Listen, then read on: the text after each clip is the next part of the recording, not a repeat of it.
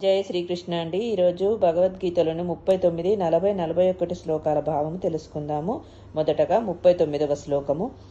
కులక్షయే ప్రణశ్యంతి కులధర్మాః సనాతనః ధర్మే నష్టే కులం కృష్ణమధర్మోభిభవత్యుత.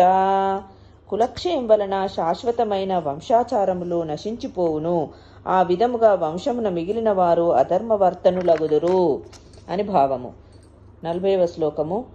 అధర్మామి భవాత్ కృష్ణ ప్రదుష్యంతి కులస్త్రియః స్త్రీషు దుష్టాసు వార్ష్ణేయ జాయతే వర్ణసంకరః. ఓ కృష్ణ, వంశమునందు అధర్మవాదము ప్రబలమగుట చేత కులస్త్రీలు కుటటలగుదురు. ఓ వృష్ణివంశ సంజాతుడా, అట్టి కులస్త్రీలు పతితలైనచో అవాంఛనీయ సంతానము ఉత్పన్నమవునని భావం.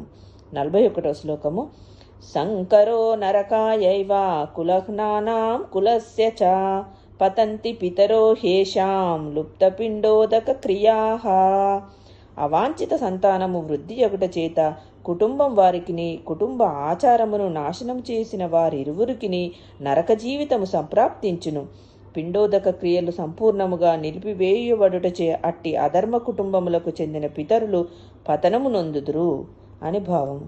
మిగతా శ్లోకాలు రేపటి వీడియోలో తెలుసుకుందాము. జై శ్రీకృష్ణ అండి.